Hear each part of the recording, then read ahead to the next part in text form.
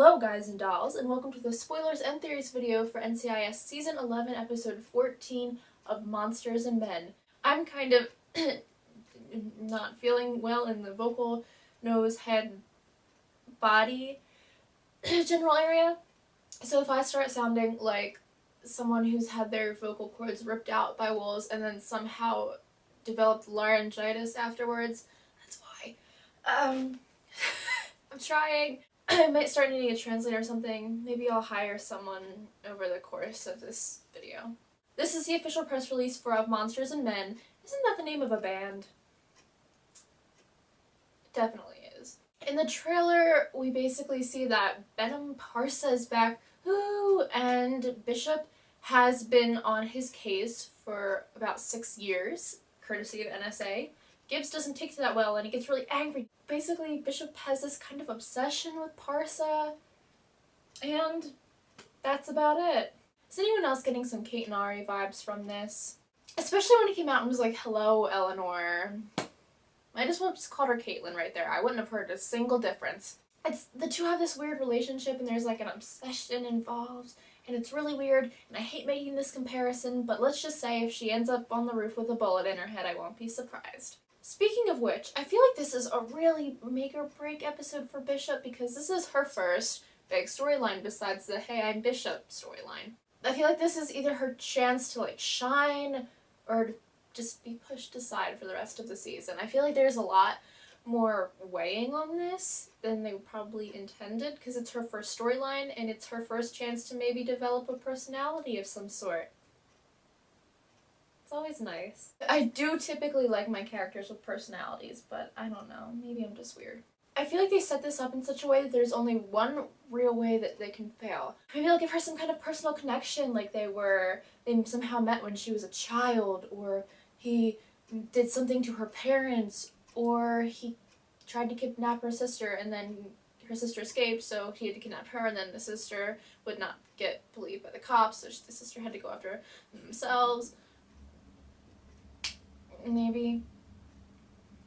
If you know what movie that is, I'm giving you a high five right now. Maybe it's some kind of romantic thing, like maybe she was literally on top of him for 6 years.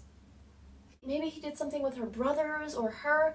I just don't want this to be the case that got away storyline, like the one case that this really hard-working person in the law enforcement just can't seem to solve, because that's been done to death by every television crime show since the dawn of time. Even when there weren't televisions, this somehow happened. The dinosaurs literally would put on plays with the detective Stegosaurus and the Tyrannosaurus Rex that somehow kept murdering everyone he loved and then somehow kept getting away, and even then the cavemen were saying, "I'm so done." I know we're seeing some of the psychological effects that have been caused by this, where she keeps seeing him, and I feel like this could be just so interesting. We don't know her well enough yet. We don't know how high the stakes are. There's been no build-up or anything like that. I think there's been some very minimal build-up and some like hinting, nudging along the way, but nothing that would be like, "Oh yes, finally, this guy. Why do I care again?" It's certainly no Gibbs and Hernandez. I feel like that had higher stakes, and we didn't even know the victims when they were alive. Maybe she'll kill him. Maybe she's actually evil. See, if I were... you can tell the Bishop that I would write versus the Bishop that already exists. Like, my Bishop would kind of secretly be, like, evil and having all these affairs with foreign operatives and people like that. But this Bishop just, I don't know, helps orphan puppies or something. We're obviously on the same page. Me and the writers, we're tight. And then, but maybe the orphan puppies are, like, her henchmen. That's exciting. Season 12? Huh? Maybe she'll kill him. Like, I would not be overly shocked if they're doing like a whole Ziva versus... what on this earth was his name? Benedict? Not Parsa, that's now. Why do I keep thinking... it's not Benedict Cumberbatch. Benedict Cumberbatch was never a member of Mossad, to the best of my knowledge. What was his name? Bodner! It did start with a B. Benedict was close, am I right? I wouldn't be surprised if they did go with the whole Ziva Bodner thing, where they just killed him off and then moved to a different storyline that was somehow tied in with that storyline.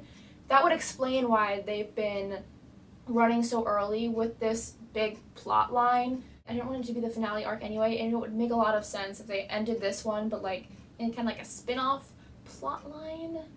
Bishop's been here like, what, 3 weeks, and she's already killing people. Maybe this is someone she's actually supposed to kill this time. I like that Gibbs is finally, like, I don't know, treating her like an actual member of his team. What if Bishop was secretly Kelly? I feel like that would be a great plot twist. That might actually, like, get me super interested in this. And then... that would be so weird, though. I feel like we just entered, like, soap opera territory. Like, Kelly and Shannon fled and moved to Oklahoma or Ohio or somewhere in that general proximity. But Gibbs is finally acting like Gibbs, which is good. Yay! Character progression development. Can you even call that character development? It's literally Gibbs finally acting like his character again. Yay for not being out of character. Yay for character. Good choice. Yay for doing what we should be doing. Now the title of Monsters and Men. That is definitely a hardcore punk rock band. Maybe Benham Parsa is a member. No, even better. Benham Parson is an of Monsters and Men groupie. Or maybe Bishop is. Maybe they're both groupies and then they met and they fell in love and then he turned out to be her worst enemy. You cannot say that wouldn't be a shocking plot twist. I'm assuming that this has no relation to the band and is more a play on words of Mice and Men. I can't see how they're relating it to Of Mice and Men. Maybe, for those of you who have read Of Mice and Men, tell me if you have any ideas. But for those of you who haven't read Monsters and Men, spoilers, just mute it, and then I'll give you a thumbs up when you can come back on. But I feel like Bishop might kill him because of the whole you had to do it thing at the end. If it's any relation to this and he is dying, I feel like it's going to be like the whole you had to do it type thing, which is another reason why I think he might die. That was actually my original reasoning about why he might go. Maybe Tony just gets really angry and he shakes the woman to death. How do these hand motions look to anyone who's on like mute right now? You can come back. There were some really serious things that just happened, and I'm glad you kept the spoilers on mute.